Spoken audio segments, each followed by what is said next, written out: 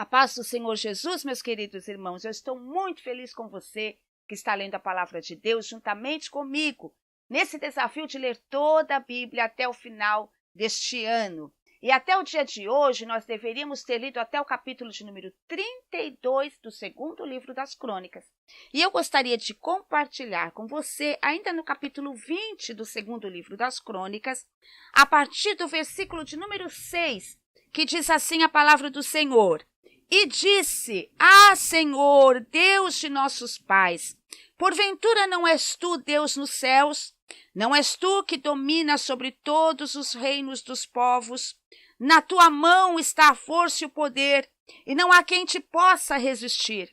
Porventura, ó nosso Deus, não lançaste fora os moradores desta terra de diante do teu povo de Israel, e não a deste para sempre a posteridade de Abraão, teu amigo? Habitaram nela e nela edificaram um santuário ao teu nome, dizendo, se algum mal nos sobrevier, espada por castigo, peste ou fome, nós nos apresentaremos diante desta casa e diante de ti, pois o teu nome está nesta casa, e clamaremos a ti na nossa angústia, e tu nos ouvirás e livrarás.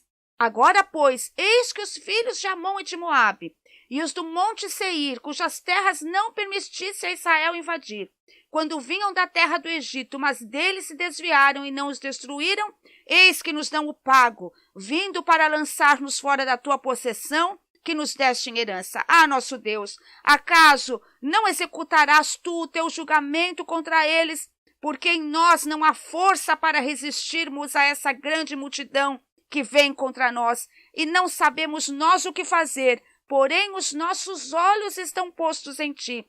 Todo Judá estava em pé diante do Senhor, como também as suas crianças, as suas mulheres e os seus filhos. Então veio o Espírito do Senhor no meio da congregação sobre Jaaziel, filho de Zacarias, filho de Benaia, filho de Jeiel e de Matatias, levita dos filhos de Asaf, e disse, dai ouvidos todo Judá, e vós moradores de Jerusalém, e tu, ó rei Josafá, ao que vos diz o Senhor, não temais, nem vos assusteis, por causa dessa grande multidão, pois a peleja não é vossa, mas de Deus.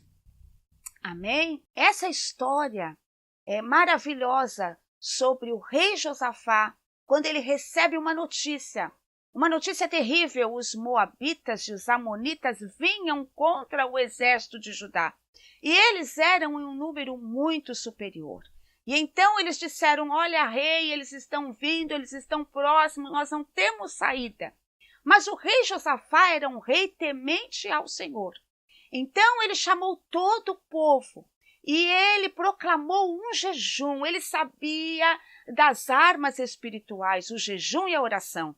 Ele proclamou um jejum em Judá e chamou todo o povo para vir até o templo. E quando eles vieram, então o rei Josafá sai para fora do templo e ele faz uma oração, que foi a oração que nós acabamos de ler, que é uma oração de guerra. Nesta oração nós aprendemos como clamar ao Senhor e como guerrear espiritualmente. Se você prestou atenção, Josafá começa a falar com Deus, e quando ele começa a falar, ele não começa apresentando o seu problema. Primeiro ele começa adorando ao Senhor. E ele adora ao Senhor primeiro pelo que Deus é. Ele diz, Deus, tu és grande, tu és poderoso, tu és o maior de todos os deuses. Não existe ninguém igual ao Senhor. Tu és único. E ele engrandece ao Senhor pelo que ele é. E depois que ele faz isso, ele continua adorando.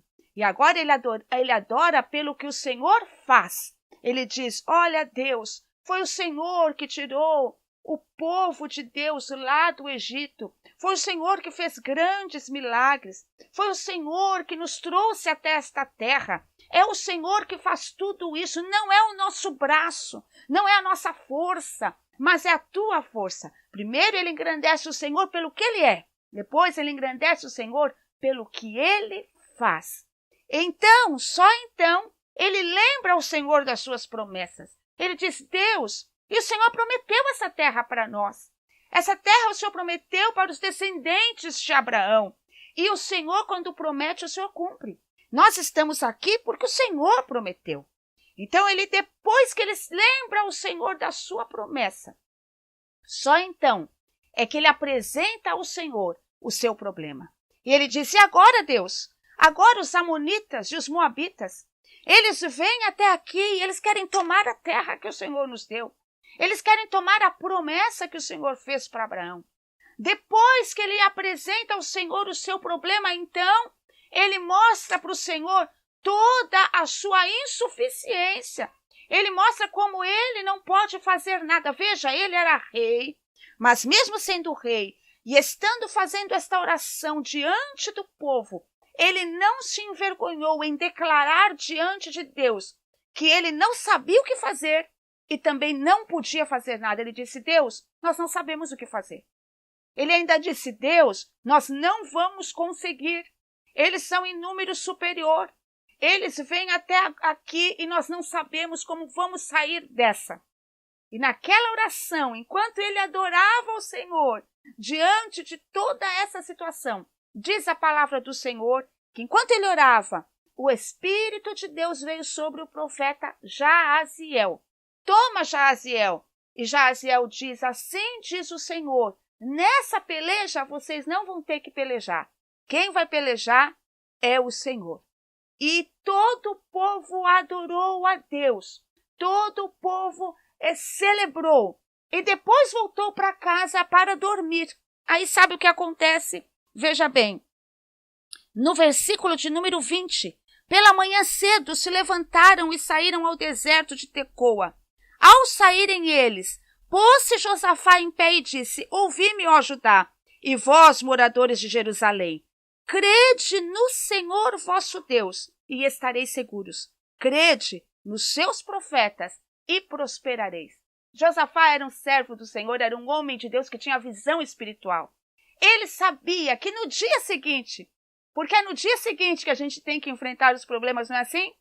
Nós vamos à igreja, vamos ao culto, recebemos uma mensagem profética, recebemos uma palavra de ânimo, recebemos uma promessa do Senhor. E aí vamos para casa. E no dia seguinte, quando acordamos, aí nós temos que enfrentar os problemas. No dia seguinte, o inimigo vem e sussurra no nosso ouvido: olha, cadê aquele pregador que profetizou? Cadê o profeta? Cadê o mensageiro? E agora você está sozinho. E agora você tem que enfrentar os seus problemas. Então Josafá, sabendo disso, no dia seguinte, quando o exército de Deus se levantou para ir à guerra, ele lembrou a eles e disse: olha, nós vamos sair para a guerra, mas lembre-se de uma coisa: crede no Senhor Deus e estareis seguros. Crede nos seus profetas e prosperareis. Ele estava lembrando ao povo: lembra do culto de ontem? Vocês receberam uma palavra profética e agora vocês vão lutar debaixo da palavra profética. E o povo se alegrou novamente e os levitas foram para a frente do exército. E eles foram marchando e louvando e adorando.